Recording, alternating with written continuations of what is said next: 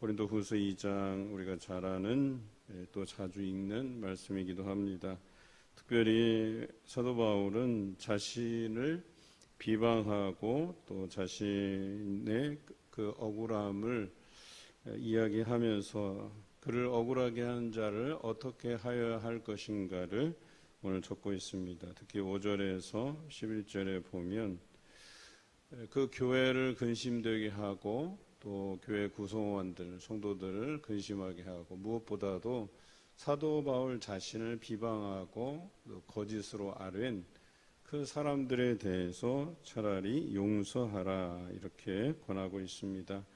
그래서 그 용서를 통해서 사단에게 속지 않게 하기 위함이라고 이야기하고 있어요. 그러니까 결과적으로 비방하게 한 것도 사단의 계략이지만 그 비방한 자를 우리가 용서하지 못하고 긍휼히 여기지 못하는 것조차도 사단의 계략이다. 그러니까 어때요?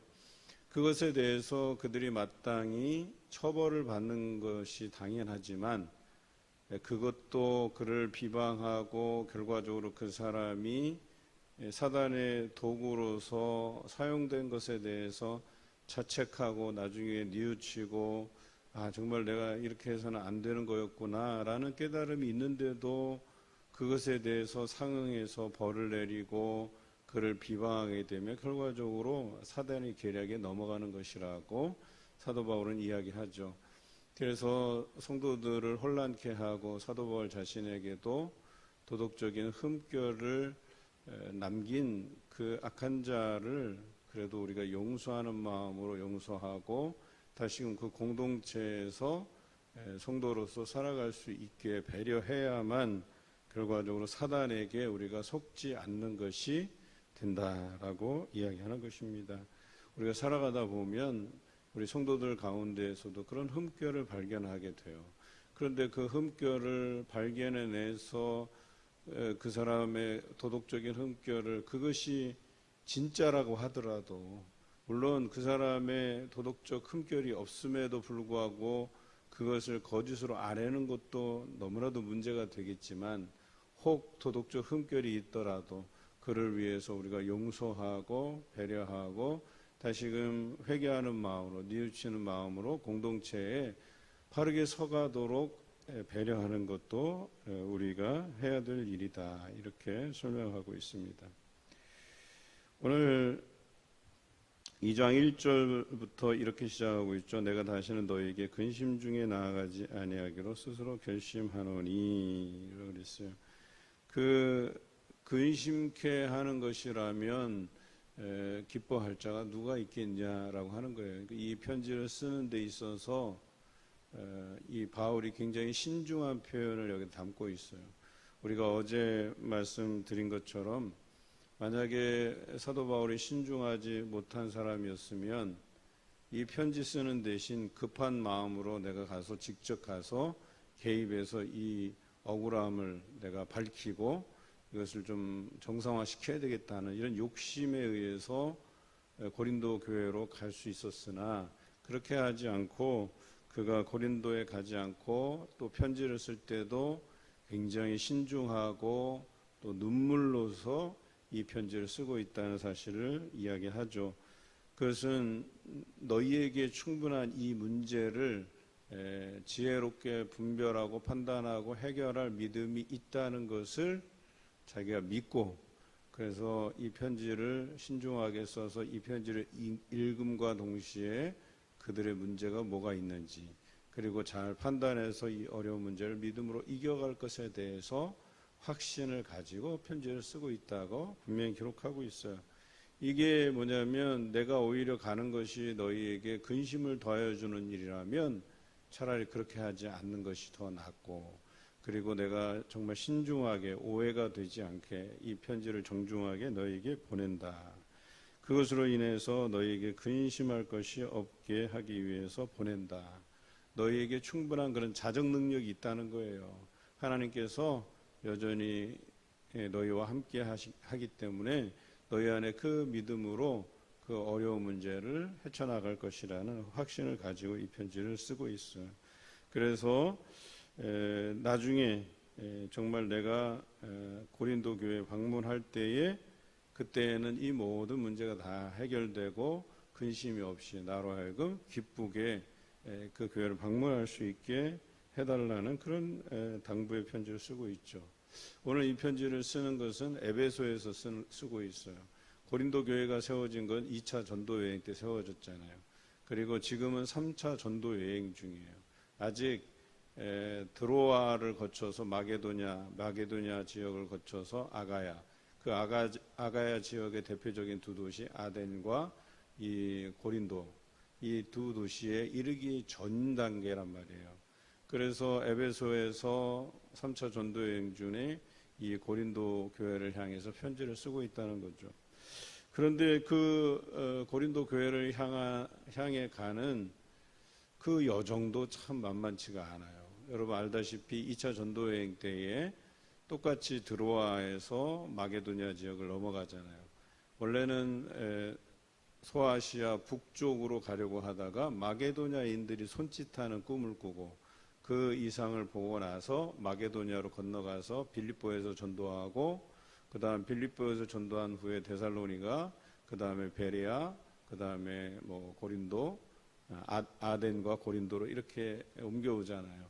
그런데 우리가 알다시피 데살로니가에서 굉장히 어려운 문제가 있거든요. 바울을 죽이려 하는 사람들이 생겨나요. 그래서 쫓겨가듯이 베레아로 도망치지만 또 베레아까지 따라오고, 그래서 디모데를 남겨두고 자기는 먼저 아덴으로 도망가잖아요. 그리고 아덴에서 얼마간 복음을 전하다가 고린도로 다시 오고, 그 고린도에서 나머지 인원들과 합류를 하는 것이거든요. 그러니까 지금 가는 길이 고난의 여정이 훤한 거예요. 이미 2차 전도여행 때 바울이 봉변을 당할 뻔한 그런 지역을 거쳐서 가야 되는 그런 상황이에요. 그러니까 얼마나 근심이 되겠어요. 더군다나 이 13절에 나와 있듯이 내가 내 형제 디도를 만나지 못함으로 내 심령이 편하지 못하여 라고 되어 있어요. 드로아에서 배 타고 이제 마게도냐 지역으로 넘어가야 되는데, 이제 마게도냐 지역부터는 위험한 여정들이 기다리고 있어요. 내 편이 한 명이라도 더 있으면 그래도 마음에 편함이 있잖아요. 여러분 고난의 길도 한 명, 두 명이 같이 가면 그래도 괜찮은 거예요. 그런데 디도를 만나지 못해서 심령이 편하지 않고, 그런데 마게도냐로 갔지만 14절 항상 우리를 그리스도 안에서 이기게 하시고 우리로 말미암아 각처에서 그리스도를 아는 냄새를 나타내시는 하나님께 감사하노라. 그의 염려와는 달리 하나님께서 그 어려운 길도 함께 동행해 주시니 감사하는 일들로 넘쳐났다는 거예요. 그리고 마게도냐 지역을 지나 아덴과 고린도로 향하는 그 길이 그리스도를 아는 그 향기를 내뿜을 수 있도록 하나님께서 섭리해 주셨다는 거예요. 그래서 가는 곳곳마다 그리스도의 향기가 그들로 하여금, 바울 일행으로 하여금 드러나고 사람들에게 좋은 영향을 끼치게 되었다라고 오늘 성경은 이야기합니다. 여러분, 그래서 사도 바울은 이야기합니다. 자신이 이런 여정 안에서의 이야기를 담고 이 편지를 쓰고 있는 것이죠. 또 특별히 2차 전도여행의 그 향수도 여기서 나는 겁니다. 그 고린도에 이르기 전에 그들이 그 어려운 여정의 길을 건너갔고, 또 3차 전도여행 중에 이런 어려운 상황들이 예상됐지만 그래도 이 안에서 아름다운 일들로 하나님께서 예비해 주셨다라고 하는 것이죠. 아마 그래서 에베소에서 이 2차로 편지를 1차로 보낸 고린도 전서를 보냈을 가능성이 농후하지만, 아마 이 여정을 담은 것으로 봐서는 드로아를 넘어서서 아마 그 고린도에 이르기 전 어딘가에서, 즉 마게도냐 지역 어딘가에서 이 2차 편지를, 두 번째 편지를 완성했을 가능성이 있다라고 하는 것이죠.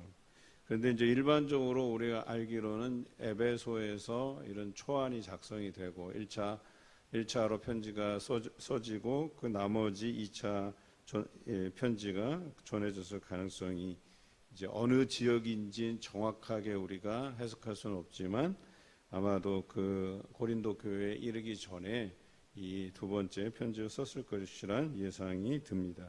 예상을 할 수가 있죠.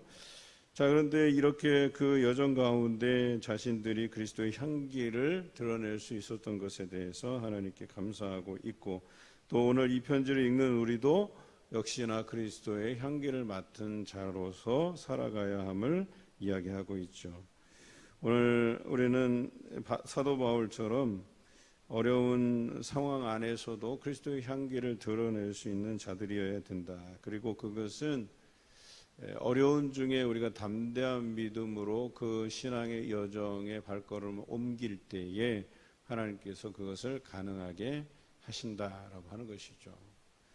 제가 봉산교회에 와서 이렇게 사역을 하면서 어려움들이 참 있어요. 그러니까 우리 교회가 그동안 체질이 이제 바뀌지 않은 상황에서 우리 전임 목사님 체제 안에서 한 8년 이상을 여러분들이 겪어오셨잖아요. 이제 또 새로운 목회자를 청빙해서 이제 새로운 사역을 위해서 여러분들 청빙한 것 아니겠습니까? 청빙이라는 과정은요, 우리가 지금 하고 있는 걸 고수하기 위해서 새로운 교육자를 청빙하는 게 아니에요. 결과적으로 이 청빙 안에는 이 교회가 어떠한 철학을 가지고 어떠한 방향성을 가지고 갈 것인가, 이것을 고려해서 여러분 선출하고 뽑는 것 아니겠습니까? 그러면 목회자가 와서 어떤 계획들을 세우고 또 여러분들 교육시키고 또 말씀 안에서 성장하기를 위해서 뭐 열심히 다할 것 아니겠어요? 저도 마찬가지이고. 그럴 때에 기대되는 그런 변화들이 있단 말이에요. 그래서 이게 그런 변화들을 가져오기 위해서는 뭘 하든지 성도들의 참여가 우선이고, 또 많은 참여와 더불어서 그 안에서 말씀이 전해지고 함께 기도하고 또 믿음으로 또 소망 가운데 봉사하고 또 헌신하기를 다짐하고, 이런 일들이 일어나야 교회가 어떤 변화들이 있고 그런 것 아니겠어요? 그리고 그런 변화들이 있고 나서야 성도들이 밖으로 나가더라도 여러분은 나는 잘 알지 못하지만 나를 통해서 그리스도의 향기가 많은 사람들에게 드러나게 된다. 그 향기라고 하는 것은 어때요? 여러분 음식을 먹을 때 이 모양새만 좋아서는 안 되거든요. 그 모양새도 좋아야 되지만 어때요? 맛나는 냄새도 나야 돼요. 저도 후각이 발달한 터라 음식을 먹을 때 이렇게 향을 맡아봐요. 근데 벌써 향부터 기분 좋아지는 냄새가 있어요. 그래서 야, 이건 참 음식 맛있겠다. 또 먹어보면 그 향에 마치 맞게 맛있게 먹을 수가 있거든요. 커피 향 여러분들 맡아보셨어요? 커피 좋아하시는 분들은 커피를 먹을 때, 또 다른 차도 마찬가지예요. 어때요? 먹기 전에 향을 이렇게 음미하잖아요. 그러면 향이 좋으면 야, 이거 맛있겠다, 이런 생각이 들잖아요. 마찬가지로 사람에게서 그리스도의 향기가 난다 그랬어요. 이 사람은 뭔가 묘하게 끌리는 바가 있어요. 이 사람에게는 내가 뭔가 어려운 문제들을 이 사람한테는 좀 얘기해도 될 것 같은 그런 사람이 있다는 거예요. 제가 목회상담학을 부전공할 때 우리 선생님이 정태기 박사님이 운영하시는 크리스찬 상담 치유연구원의 부원장이신 교수님이 저의 선생님이셨고, 또 지금은 구리 남양주에서 큰 교회를 담임하고 계시지만 그전에는 온누리교회에서 아버지 학교하고 또 이혼 사역에 관련된 그들을 케어하는 사역들을 만드신 이제 그 목사님이 저의 멘토셔요. 근데 저에게 그런 이야기를 남겼어요. 수업이 다 이제 마쳐지고 학기를 마무리하는데 저에게 개인적으로 어때요? 이번 목회 상담학을 공부하면서 안테나가 좀 발달하지 않았냐는 거예요. 그 안테나가 뭔가 했더니 이제 많은 사람들에게 귀 기울이고 섬세하게 볼 수 있는 안목, 그리고 그 안테나가 생기면 사람들이 그 안테나 안으로 자꾸 들어온다는 거예요. 그러니까 신호가 잡힌다는 거예요. 그리고 그런 사람들이 그 목회 상담학을 공부한 사람에게는 이상하게 말을 잘 터놓는다는 거예요. 자기의 근심과 걱정과 또 이런 여러 가지 문제들을 자기 앞에서 자연스럽게 내놓는다는 거예요. 그러니까 이걸 공부하면서 자연스럽게 사람들의 이야기를 경청할 수 있는 태도가 만들어지고, 또 뿐만 아니라 그것으로 인해서 많은 사람들이 자신에게 상담을 받으러 오게 돼 있다는 거예요. 참 이상하지 않습니까? 그 배우는 게 뭐 그 대단한 배움이라고. 그런데 그 배움 안에 뭐예요? 많은 사람들이 이야기를 할 수 있는 동력들이 형성이 된다는 거죠. 마찬가지로 우리도 예수 그리스도 안에서 말씀으로 훈련받고 또 기도하면서 그리스도의 사람으로서 살아가면 이런 사람에게서 그리스도의 향기가 난다는 거예요. 묘한 끌림이 있게 되고, 야 나도 저 사람이 믿는 예수 그리스도를 한번 믿어볼까? 이런 생각이 들게 만든다는 거예요. 여러분, 이런 삶이 그리스도의 향기를 나타내는 삶이라고 이야기하는 거예요. 그런데 그 사람에게서 야, 저 사람 예수 믿는 사람 맞아? 사람이 저래? 라는 소리를 들으면 이건 그리스도인으로서 끝난 인생이에요. 저는 백화점에 한번 갔을 때 제 아내랑 같이 있었는데 제가 2번이나 그런 소리를 들었었어요. 전혀 일면식도 없는 사람인데 거기에서 자연스럽게 그냥 옷을 고르기 위해서 몇 마디 대화했을 뿐인데 혹시 교회 다니시는 분이냐고 그런 느낌이 왔다는 거예요. 그래서 사실 제가 뭐 이렇게 해서 목사로 일합니다 했더니 자기가 그것을 느꼈다는 거예요. 저는 깜짝 놀랐어요. 제가 가서 목사를 드러내고 저 목사인데 어느 교회에서 왔는데 백화점에서 이러고 다니지 않는데 오히려 내가 하나님께 영광을 끼치는데 누가 될까 봐 오히려 입 조심하고 몸 조심하고 이러는 편인데, 여러분 그와 같이 뭔가 여러분이 그리스도의 향기를 드러낼 수 있는 사람으로서 살아가야 된다라고 하는 것이죠. 오늘 고린도후서 2장을 통해서 사도 바울은 자신을 향해서 어려움을 당하게 한 그 당사자들에 대해서 긍휼한 마음으로 그들을 자신들의 공동체에서 잘 적응할 수 있도록 배려하라는 이야기와 더불어 이것이 많은 사람에게 본이 되고 그리스도의 향기가 드러나는 일, 즉 저들은 참 자신들을 힘들게 한 사람인데, 그리고 나가서 막 사람들에게 자신들을 비방하고 욕하던 사람인데 그런 사람마저 사랑으로 품고 자신의 공동체 안에서 케어하고 보호하고 또 격려하고 지지하고 이런 모습을 성숙하게 바라보는 것처럼 우리도 마찬가지로 나를 어렵게 하고 힘들게 한 사람이라도 우리가 긍휼한 마음으로 용서하고 또 우리 공동체에서 그를 받아들이고 그것으로 인해서 많은 사람들이 정말 그리스도의 사람들이구나, 사랑 많은 사람들이구나, 이런 평가를 얻는 여러분 되시길 주님의 이름으로 기원합니다.